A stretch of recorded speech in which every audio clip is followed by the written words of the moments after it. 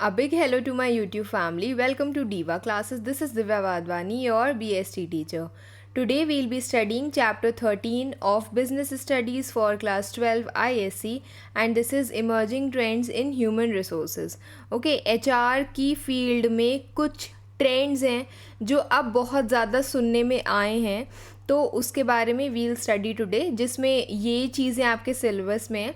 You have to study about flexible hours, permanent part time, work from home, retainership, virtual teams, self managing teams, जिसमें आपको सिर्फ उसकी meaning पढ़नी है. ठीक है, तो सबसे पहले हम लोग पढ़ते हैं फ्लेक्सिबल आवर्स के बारे में. फ्लेक्सिबल आवर्स, और it can also be termed as flexi time, that means allowing employees the freedom to come to work for the prescribe number of hours. मतलब हमने उनको दे दिया कि हाँ ठीक है, आप 8 आवर्स के लिए आओ, और हमने इन 8 आवर्स में कुछ स्पेसिफिक टाइम मैंने लंच का दे दिया है कि भाई 2 घंटे का है, उसमें से आप 20 मिनट आधा घंटा ले लो. 12 से 2 मैंने रखा है, तो कोई भी 20 मिनट आधा घंटा you can take it.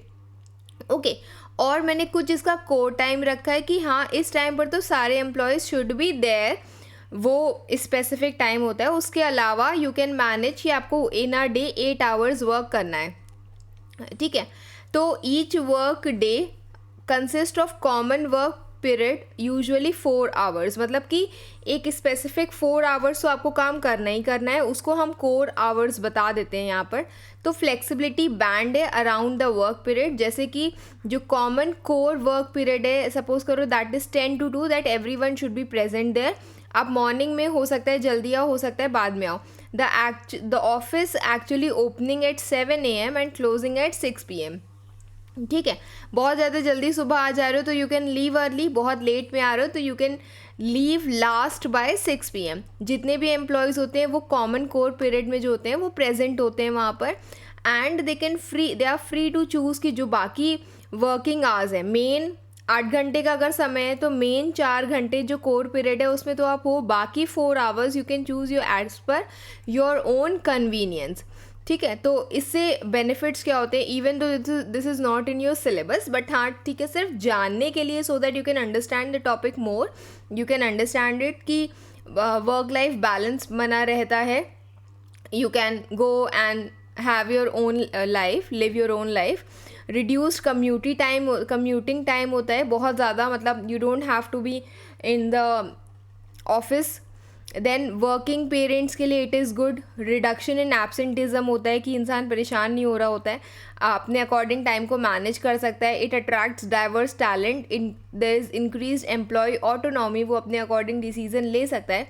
And employee productivity is also increase. But जो वर्क प्रोसेस है वो कॉम्प्लिकेट हो जाता है. समटाइम्स एम्प्लॉय में फील आइसोलेटेड हो सकता है कि सुबह 7 बजे सब जल्दी आ जाए और ओनली 1 person इज़ लेफ्ट जो शाम को 6 बजे तक रुका हुआ है. कम्युनिकेशन इशूज़ होते हैं, इट्स नॉट नेसेसरी कि every one is present at the same time, and there is difficulty in tracking the work hours. ठीक है, तो यहाँ पर एक ये टेबल दिया हुआ है. अब हो सकता है कि यहाँ पर आपको ये वाला पॉइंट, ये जो फ्लेक्सिबल बैंड है ये हटा दिया जाए, and you can be given the same picture in your exam, जिसमें आपको पहचानना हो कि ये कौन सा इमर्जिंग ट्रेंड है. तो एज़ यू कैन सी कि सुबह सुबह एक इंसान कितने बजे आ सकता है, ही कैन कम बाय 7. ठीक है, 7 से 10 के बीच में ही has to arrive.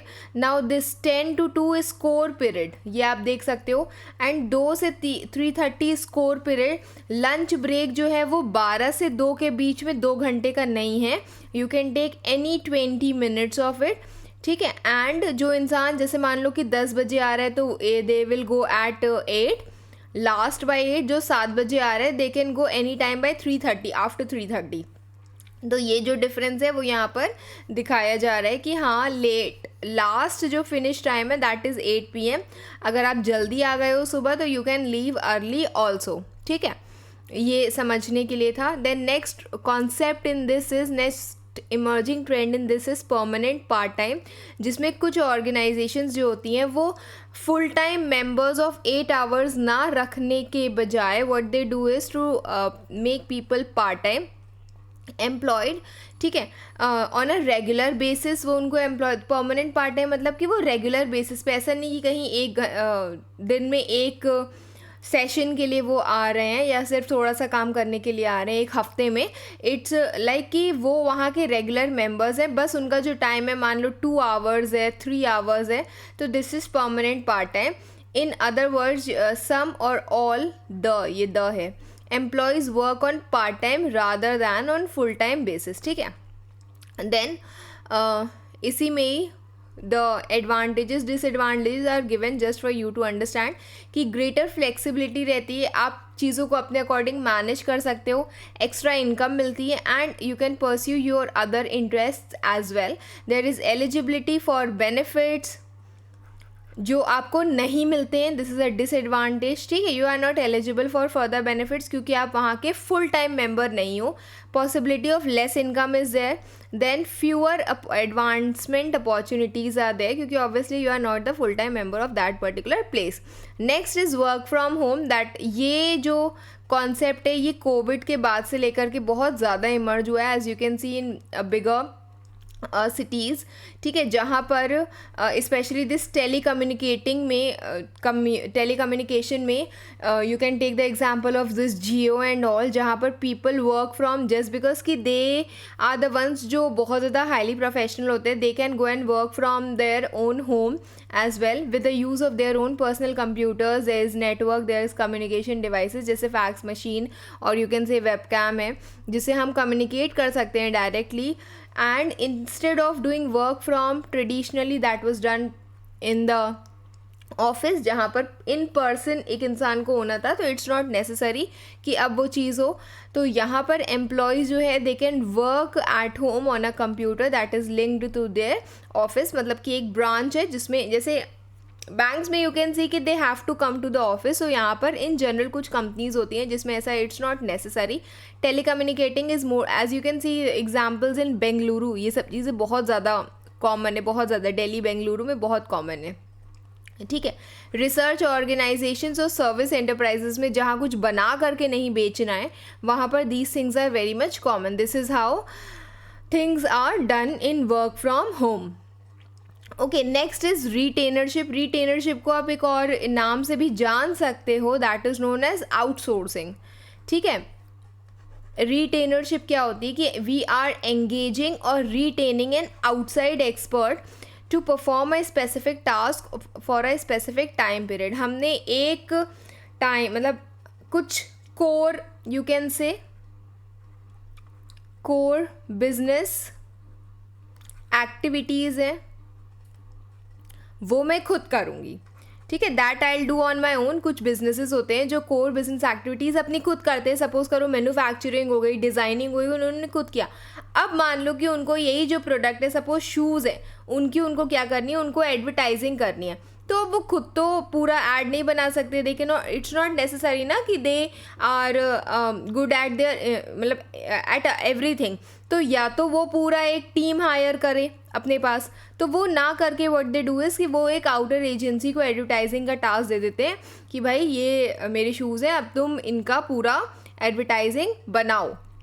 That is known as outsourcing. यहाँ पर फिर जैसे कंपनीज, अब यहाँ पर मैंने डिफरेंट एग्जाम्पल्स है. These can be asked to you in the form of case studies कि एक कंपनी है उसने क्या किया, उसने कंसल्टेंट्स को रिटेन किया है for business strategies, business models के लिए, कॉर्पोरेट रीस्ट्रक्चरिंग स्कीम के लिए, रिवाइवल प्लान्स के लिए, मर्जर्स या एक्विजिशन प्रपोजल बनाने के लिए किसी को हायर किया है. या फिर एक कंपनी है जो IPO लॉन्च करना चाहती है थ्रू मर्चेंट बैंकर्स.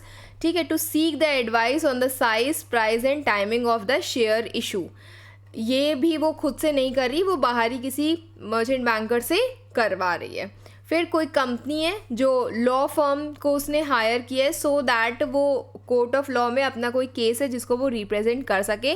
या कंपनीज जो हैं वो ऑडिट फर्म्स को रीच करती हैं so that they can go for statutory audits of their annual accounts and to finalise their annual reports बनाने के लिए, फाइनल उसको क्लोज ऑफ करने के लिए भी वो बाहर किसी और कंपनी से, एजेंसी से दे गो एंड कॉन्टैक्ट. ठीक है, तो this is a guide strategic guide of to drafting negotiating agreement. So as you can see कि one person is hiring another person for it, not on a full time or a part time basis, but it's just कि वो एक separate agency होती है जिसको हम एक task देते हैं and उसके बाद उसको pay off करते हैं. Next is virtual teams. अब work from home, virtual teams बात वही है, मैं घर से काम कर रहा हूँ और this is my whole entire virtual team. Suppose करो कि this you yourself are a manager of some company. ठीक है, इस being a manager of a company, अब आपके कुछ मान लो सर्विस इंडस्ट्री में हो, ठीक है, तो कुछ एक्सपर्ट्स हैं, फिनेंशियल एक्सपर्ट्स हैं, कुछ आपके टेक्निकल एक्सपर्ट्स हैं, they belong to some different states. तो उनकी आपने एक स्पेसिफिक टीम बना करके रखी है and these people are interconnected through some network, जिसको हम लोग क्या कहते हैं, वर्चुअल टीम्स कहते हैं.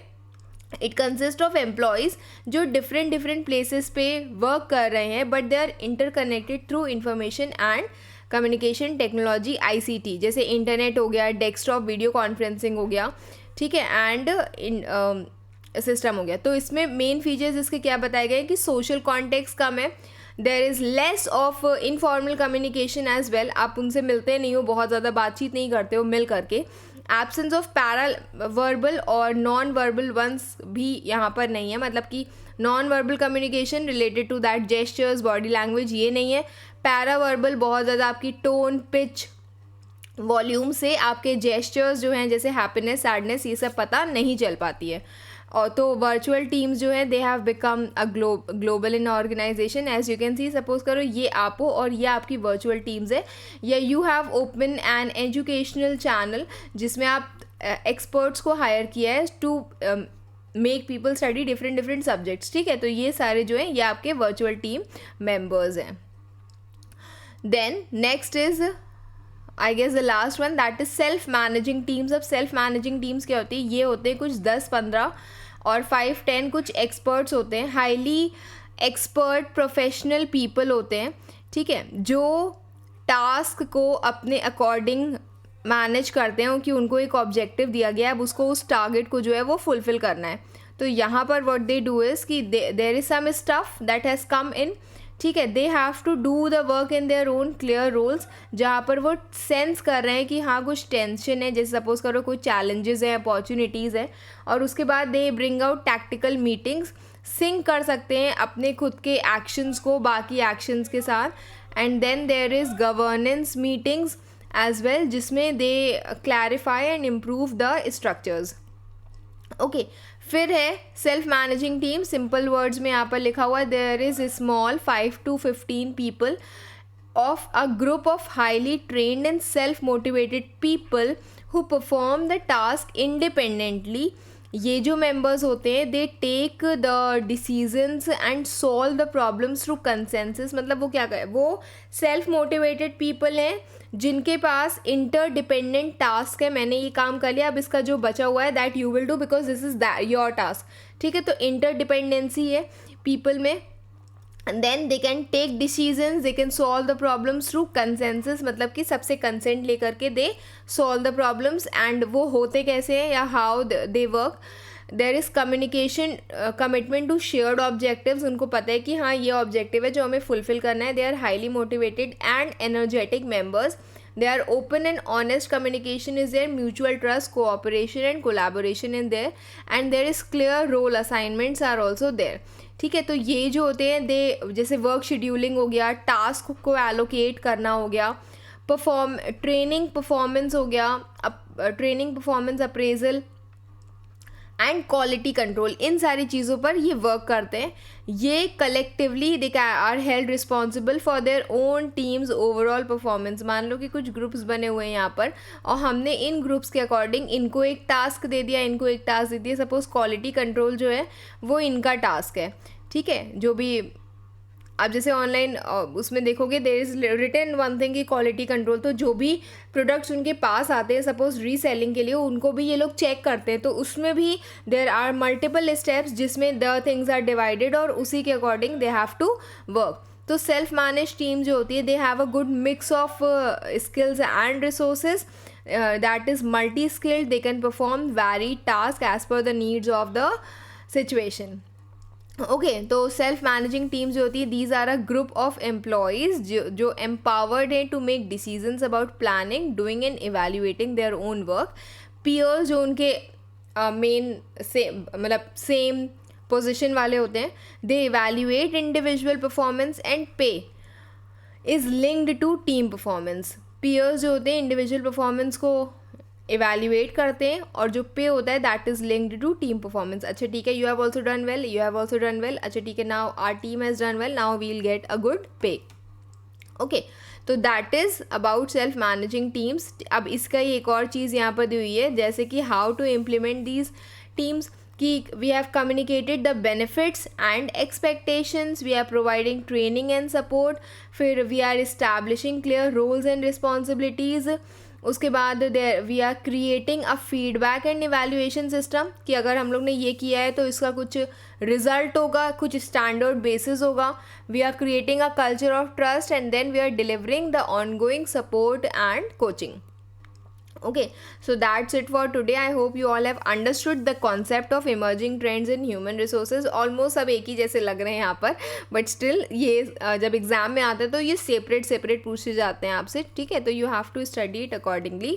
Keep preparing. Best wishes. Thank you.